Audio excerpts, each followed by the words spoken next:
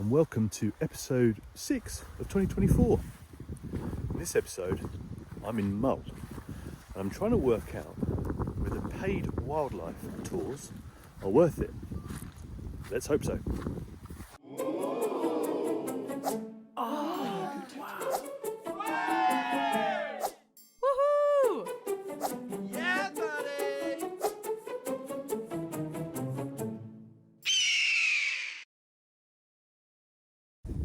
So, to test out my first paid wildlife tour, I'm on the Isle of Mull, and the tour is being hosted by my really good friend and WildX Podcast co-host, Adam Juckes. I thought this would be a good, easy way of doing a review and put Adam under pressure. So one of the first things to think about is, what is the host of your wild tour offering to make your life a bit easier? So, the first thing that Adam has organised for us is a boat trip with Mull Charters to see if we can get some photographs of the white-tailed eagles. And of course, you could come and book this stuff yourself, but again, Adam's also organised breakfast, lunch and dinner and the transport to and from, as well as making the booking. So, let's see how we get on the boat.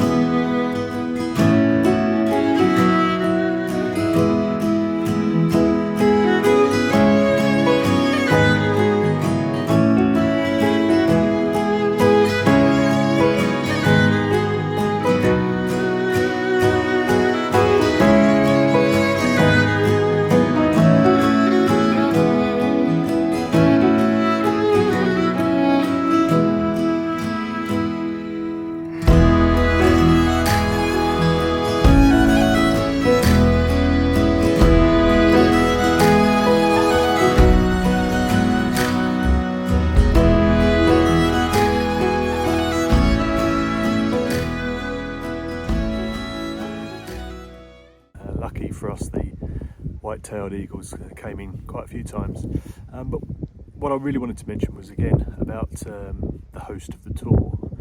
The main thing Adam did was do a lot of spotting, helping out with camera settings, things like that. Whether you're a beginner or you've been doing it a little while, or maybe even if you know exactly what you're doing, in this particular setting it's good to have a tour guide that knows what they're doing, has been there before, to maximise your chances of getting the best shot. So, excellent trip. One bit of advice I would say is to ask your tour guide about equipment you should definitely be bringing on the trip. For example, the Mull Charters boat that we just went on, if you were really excited about using your brand new 600mm prime lens, you would have been very disappointed because the eagles come way too close for that. So your tour guide should be able to give you advice on those things to make sure that you maximise the ability to get the best possible shot on your trip. If they can't give you that, or they don't really know, then it's probably a bit of a red flag. So make sure that they're very friendly and open and have the information at hand to help you out at any given time.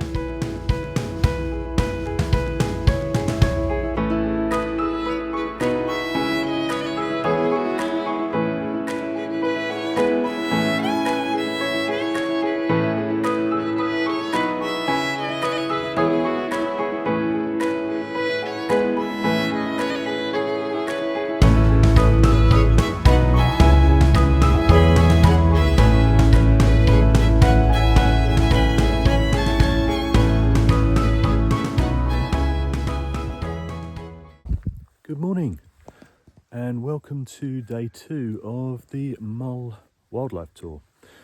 This morning Adam got us up super early before it was light to try and get pictures of otters. I'm very pleased to say been successful in that. But my next piece of advice would be, when you're looking to book your tour, try and look up your guide online or speak to people who may know him or her and find out what they know. Because really what you need is someone who's very knowledgeable about the location and the species that you're going to go and try and take photos of. In this case this morning, Adam gave us a lot of advice on how to move, how to conceal ourselves, how to find the otter, the otter's behaviour, to make sure we didn't disturb the otter, all those different things to give us the best possible opportunity of not only seeing one but actually getting some usable photos. Without all that knowledge, this would have been way more difficult. So that's what I would say. Make sure you don't just go on a guided tour, spend all that money. Ooh, bit midgy down here. Spend all that money without knowing a lot about the people that are going to be on that tour, looking after you and giving you advice.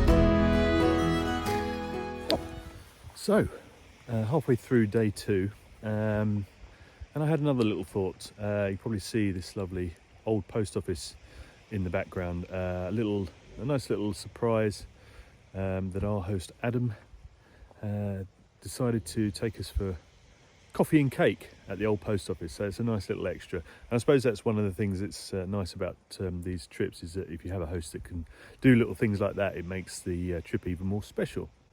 But let's talk money for a minute. Obviously, if you can do wildlife tours in your own country and you don't have to pay for all the travel, flights and all that, you're probably going to get better value for money, I suppose, or it's certainly going to be less expensive to do it. But of course, then you're not getting those exotic species.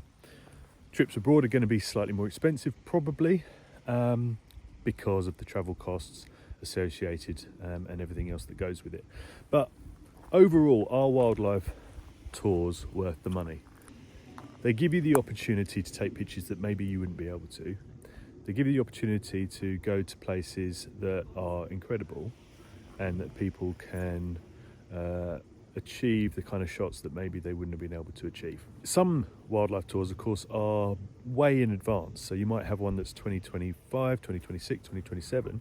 And of course, that makes things more affordable because most of the time, tour operators or tour guides, workshop owners, they'll ask for a deposit up front and they'll ask for the money later on so you can save.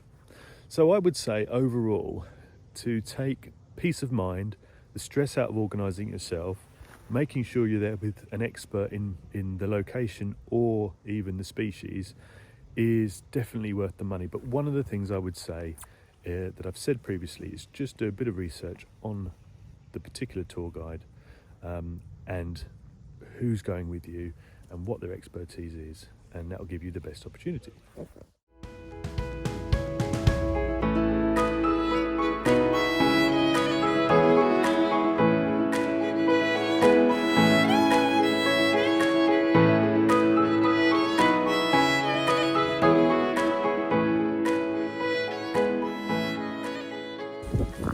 So, day 3. Now, one thing to remember on wildlife tours is that the tour guide, the organiser, can't do much about the weather. So we're out looking for otters this morning. We have actually seen, I think, 4, which has been really nice, but make sure you're prepared when you go on these tours for all types of weather depending on where you're going. So last day today, got another trip out to try and see eagles later, which Adam has organised for this final day. And a bit later on, once we've done that and hopefully cleared some of this weather, we'll hear from the man himself, and hopefully he can give us some insights as to why he thinks paid wildlife tours are a good thing. But before we hear from Adam, one of the things I would say is that I suppose one of the benefits is the people you meet on these tours as well. There's obviously quite likely to be like-minded people on the type of trip you're going on, people who are taking pictures, who enjoy wildlife and all that kind of stuff. So obviously that can be a real nice benefit because you can meet lots of people and have an enjoyable time on the way. So definitely a benefit, I'd say, especially perhaps if you're someone who doesn't get out as much or hasn't got the chance to get out as much, or like me, you might have friends that don't necessarily do wildlife photography. So meeting those people and then keeping in touch with them afterwards, sharing the experience, but then sharing images and all that kind of stuff, and maybe keeping in touch via social media and so on afterwards, I think is potentially a really good thing. So yeah, just popped into my mind. I think that's probably a really nice benefit for going on one of these trips. Okay guys, as promised, it's only fair to hear from the man himself, the guy who's organised this wonderful trip to Mull, and now the star of my YouTube video about whether these trips are worth it or not. And I think it's only fair to hear from him because he's running it, and he's probably got a good idea as to why you should go on them. So here we go. So Ed, as you know, I've been doing this YouTube video about I do. about your trip. No pressure at all, but I think it's fair to say that, you know, to give you an idea, for you to give the watchers, the viewers, a little idea about why you should come on these trips from as neutral a point of view as you can get, I suppose. Yeah. Well, so taking out of the equation that obviously it's my trip, so I'm going to be slightly biased about this. For people that want to come on a trip, be taken to locations, see scenery, and hopefully witness wildlife without having to think about where, when, how, go with somebody that's been there before and can give you the best possible opportunity. We all know that there's never a guarantee with wildlife, but if you've got somebody that can from experience take you to places that they've had encounters previously, it takes certainly the stress away from putting the planning of a trip together, because it's time consuming. But more importantly for me than that is you get to spend time with like-minded people who love doing the same things, spending time out in nature and wildlife. And to be honest, on this trip we've probably had more fun as a group as we have amazing wildlife encounters. So yeah, for me it's a no-brainer. So guys, there you have it, from the horse's mouth, and I think it's fair. You know, I know obviously this video is a little bit biased because I've come on this trip. I know Adam well, but it makes it easier for me to look in and ask maybe some harder questions about whether it's worth it or not. The reality for a lot of people is the only downside and the difficulty is the money. So I would say if you've got the money to do them, absolutely. If you haven't right now, then look for one of the trips people do in the future. Lots of people organise trips for a year's time, 2 years' time, and ideally if you can do that, put some money aside to do them in a couple of years' time, then you won't miss out. But yeah, there you have it. So that's our end to our Mull trip. We've just come off the boat from Mull Charters to do sea eagles for the second time.